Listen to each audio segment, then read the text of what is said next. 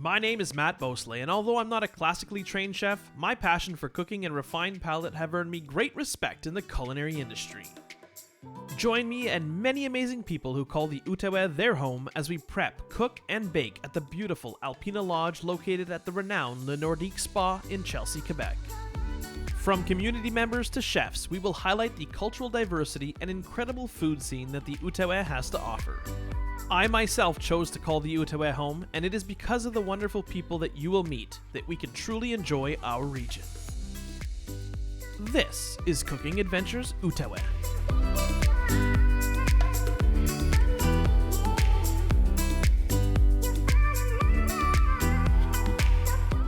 Hello and welcome to our kitchen. I'm very excited to share another recipe with you that will truly showcase the Outaouais' culinary and cultural diversity. Today's guest is the owner and operator of Nikosi Bistro-Pub in Wakefield. They feature creative drinks and authentic food inspired by her French and Aboriginal heritage. I am pleased to welcome Wapokunie Riel-Lachapelle.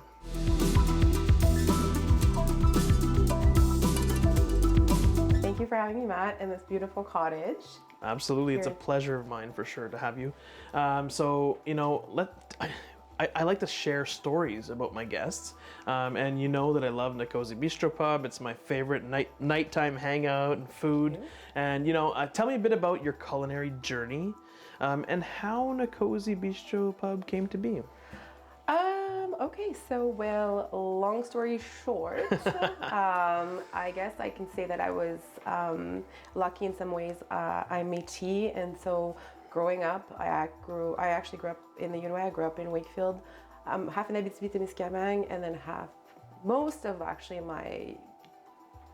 it here, basically.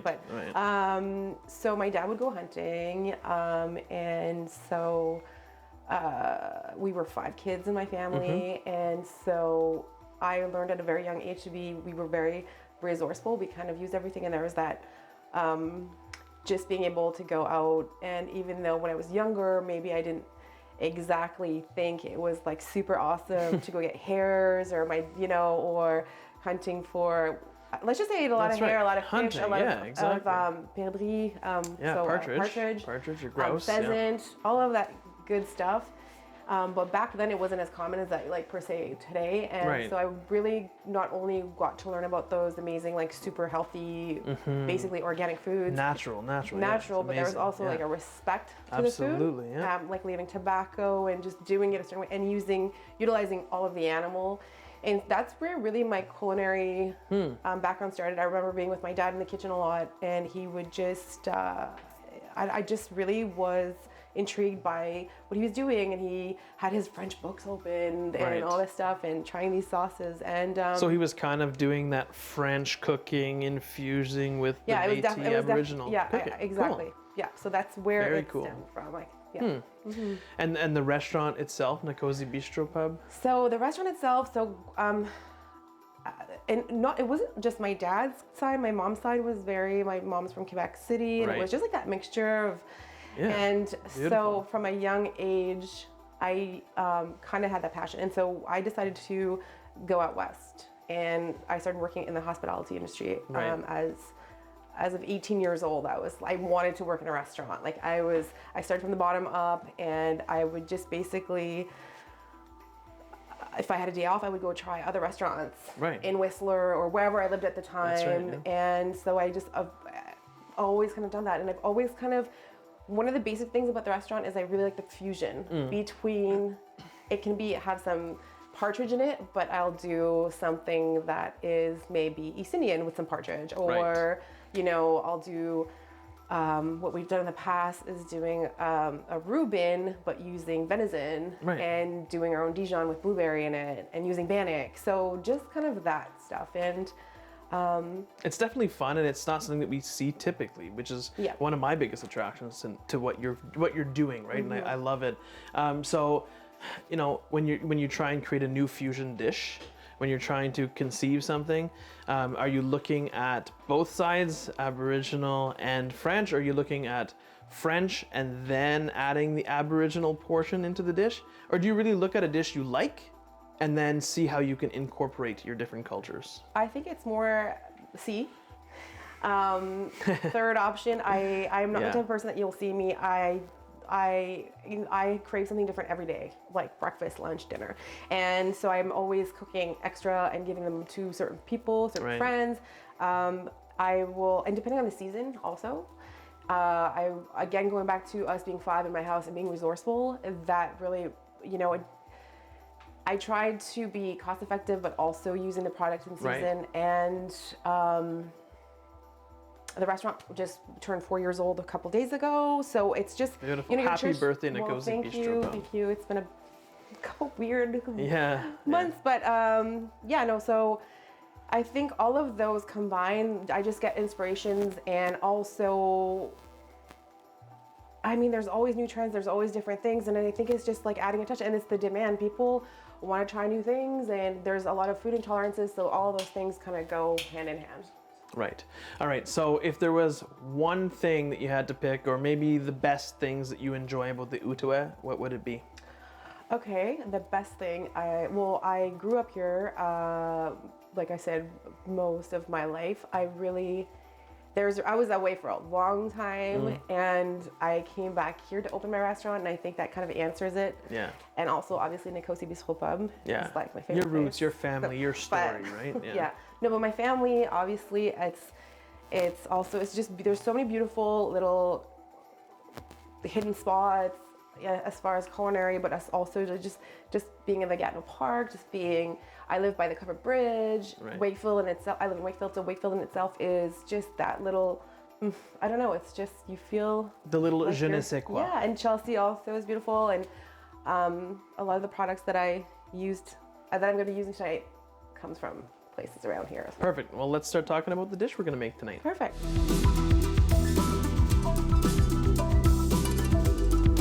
Okay, so the dish that we're going to make today is going to be a duck confit, wild mushroom, stinging nettle gnocchi. Whoa.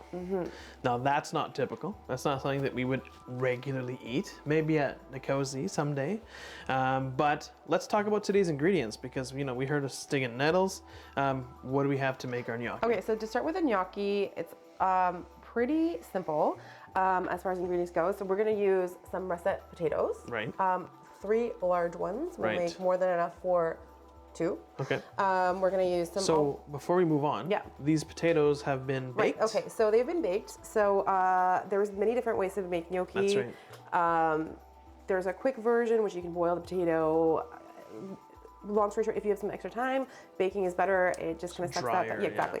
So we're baking them. A potato this size would be about an hour at 400. Okay. You want to make sure to poke some holes with the fork. That's right. 4 times on the top, 4 times on the bottom.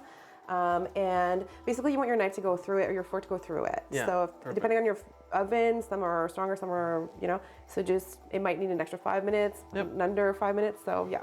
Then we're going to need 1 cup of flour for this, a little extra flour for when we're rolling the gnocchis, 1 egg, some cracked pepper and some sea salt, and stinging nettles. Right, which is the interesting spice, herb, plant that I've decided to use today. Yes.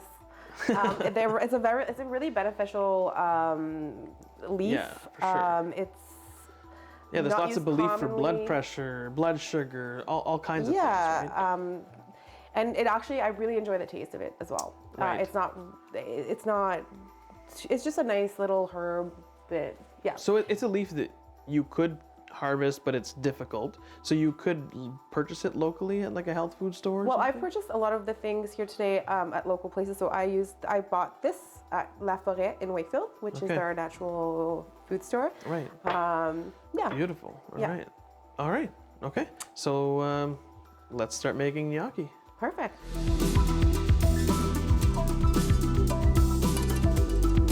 We're gonna start with cutting these in half. Okay. Since you have your beautiful cutting board right there. We'll use 3 potatoes, as I said earlier. Sometimes I always end up cooking an extra one because sometimes you can't see it, but there might be something in the middle. There's some light in the middle. Yeah. Super duper. Right, perfect. They're nice and tender. And I'm going to start taking the flesh out of these potatoes and putting them in this bowl. Perfect. you can see that they're perfectly cooked. They're soft when you cut them. The potato is actually soft and coming out of the potato.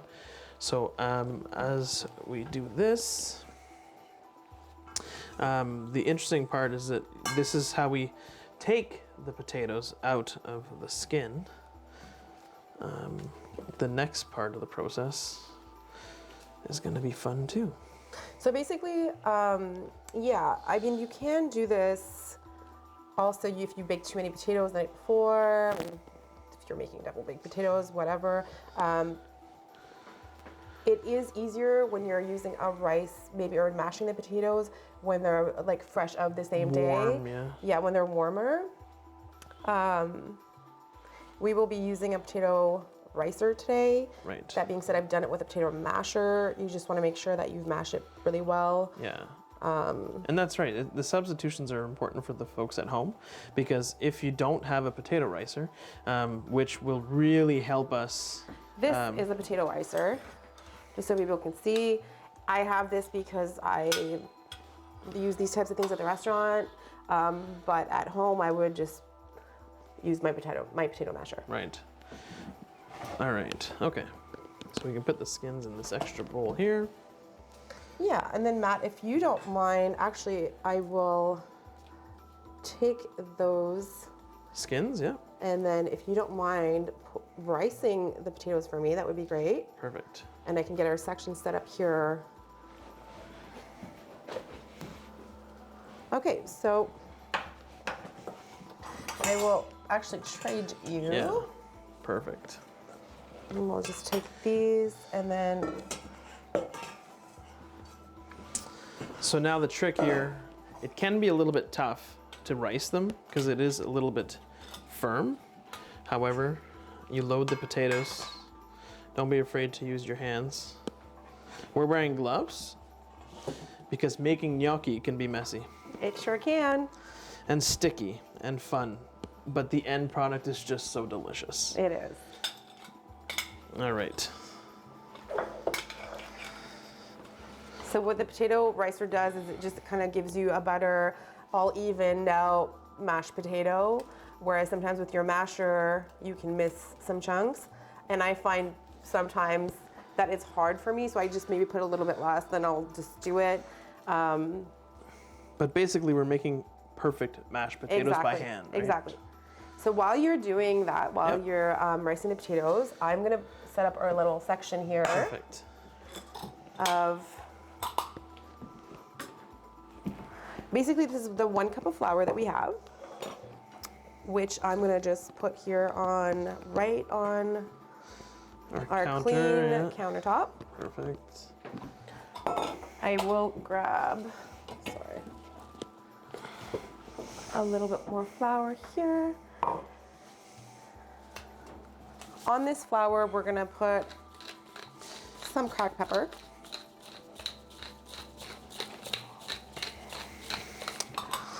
We are gonna put some sea salt. I would say like about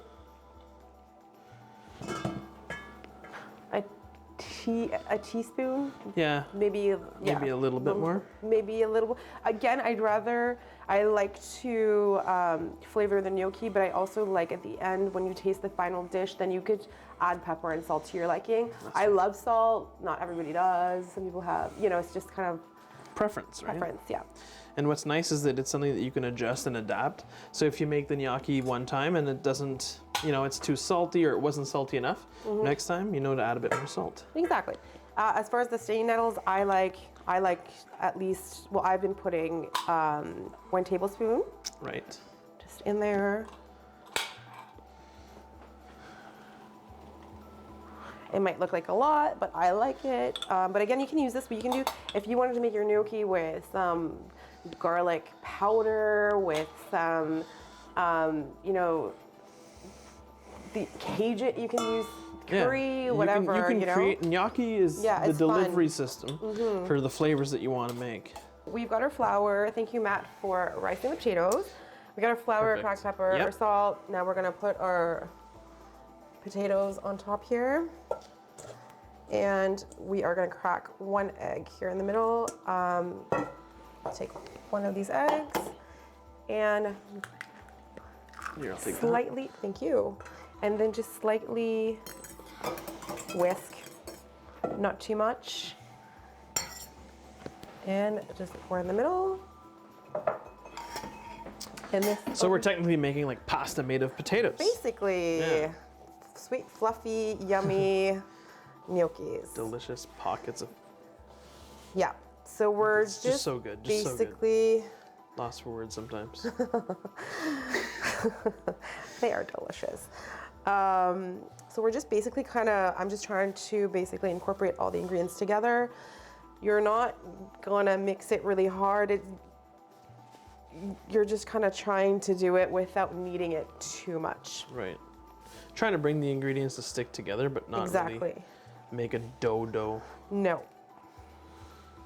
And what's nice about this pasta is that you don't really, what I like, it is simple. Like once you get the hang of it, it is simple.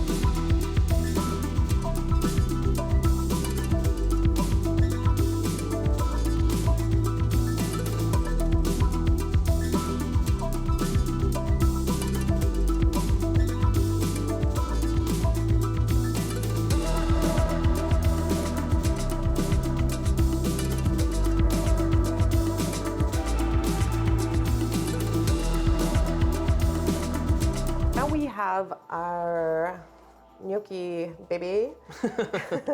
So we're gonna portion it into 4. Yep. Typically that's what you've got some flour for yourself. Again, I'm using one of these, but you can use a beautiful knife like you have. So Matt, if you want to help me roll this out. So basically what we want to do with these is roll them, make them into ropes, long ropes, using a little bit of flour when needed, so it doesn't, when you feel it gets a bit sticky to your hands or if you're wearing gloves. Yeah, roll it out. So we're gonna roll it out, we're gonna cut it, and then we're gonna shape it, right? Exactly. Perfect. Oops.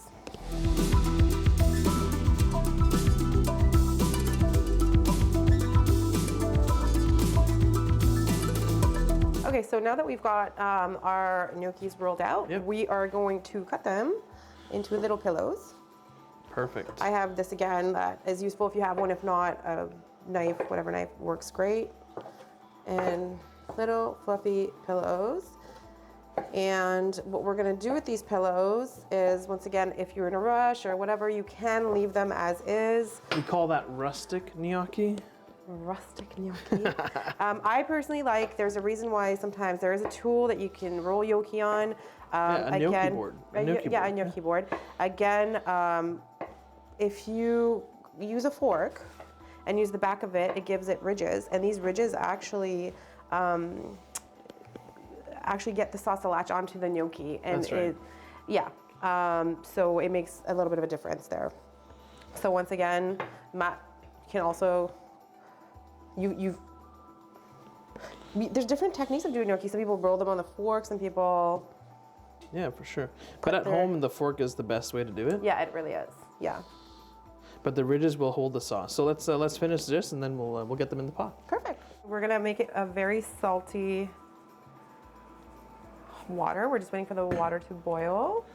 They say you want to make the water taste like the sea, right? You want it to be nice and salty. Perfect. Yes.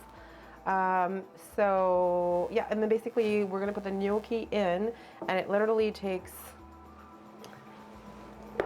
30 seconds to a minute. As soon as they start to float, right? Yeah, as soon as they start to float, and you want to do it in 2 batches. Okay. Otherwise, they'll clump together and they'll stick together. So you can use the same water. It's just a matter of having something like this. Yeah. Again, you can use a smaller strainer. Right. I've used a cheese grater before, anything to strain the water. To strain the water, yeah. Perfect. All right, let's get the water boiling, and then we'll put it in.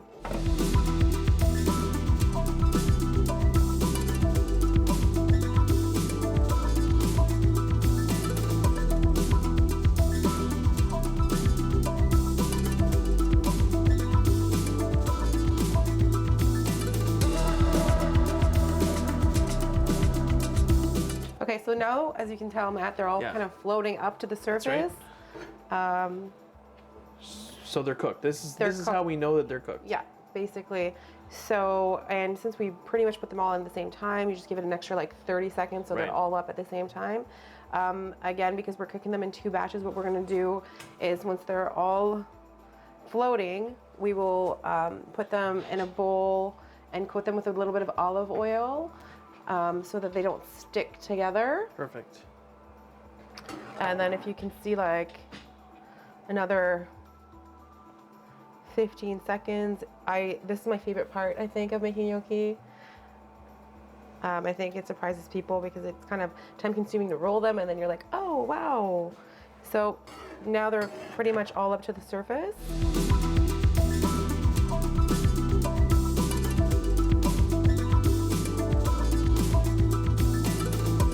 All right, it's time to make the sauce. What are the ingredients? Okay, so for our sauce, we're gonna start off with the French shallots, the dry shallots, sorry. In our pan, medium heat, olive oil, touch of butter. Here I have a smoked butter that once again I purchased at La Wapokunie in Chelsea. And then we're gonna incorporate the poached raisins and the poached dried mushrooms. Okay. This I poached, it typically takes about an hour and a half. So that's starting from dry. We're saturating them with moisture. Yeah, in warm water. Perfect. And then once we've incorporated that with the shallots, we will put, like I said, the raisins, the mushrooms, and then we will deglaze it with some calvados, which is an apple brandy, and then incorporate some of this. I've chosen some organic chicken broth, and then we'll add some cream. Perfect. We'll add some of our pepper, some fresh nutmeg, and then let that reduce a little bit, and then add our duck confit, which again I bought locally, and our gnocchis that we just pan fried. And then we'll plate. Perfect. With some delicious cheese, Fleur des Monts, which is a cheese that is made in Quebec. Awesome. All right, let's cook. Okay.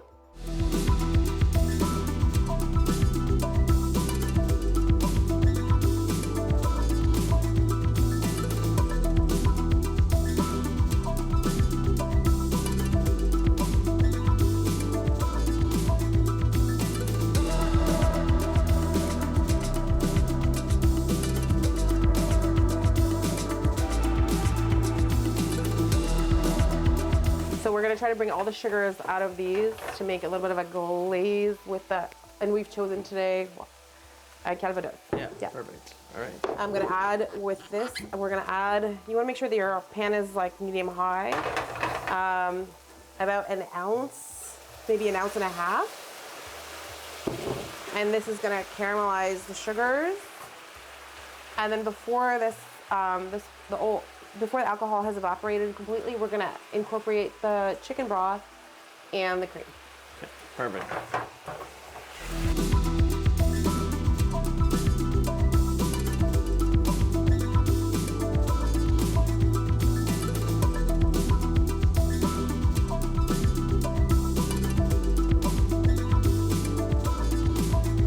All right, the moment of truth. The moment of truth, Matt. Look at that, the beautiful confit duck. I think it's important to say that we didn't add extra salt, right? Because the chicken broth and the duck add salt. So, you know, try throughout cooking to make sure that you have the right amount of salt at all steps. Exactly. Okay, so yes, as you can see. Wow, that smells so good. Thank you. Put this here. Now, this Fleur des Monts, I prefer kind of like larger chunks of cheese. Nice. Would you rather have like a smaller? It's good. It's good. Okay. So here are. So this is again your choice. You can add shards or chunks of cheese, or you can just grate it. Yeah. Or do both. The best of both worlds. And then sprouts from Juniper Farm, just to give it a little touch of that greenness in January. Yeah. And again, salt. Always a little bit of pepper and salt to your preference. Ground nutmeg? Oh, and yes. I did add nutmeg too, but let's finish it. With a absolutely. Little I wanted to see if you would have picked up on it. I picked up on it. Et voilà. Wow, look at that. Bon appétit, Matt. Beautiful, nicely seared. Look at this. Presentation is key, right? All right. Those pillows. Soft from the texture. Mm-hmm. The stinging nettles, they're a flavor that I've never really experienced. They're very present, herby. It's delicious. The pillows of gnocchi, right? We talk about pillows and how light they have to be. Mm-hmm. So there should be just a slight bit of texture. Perfect.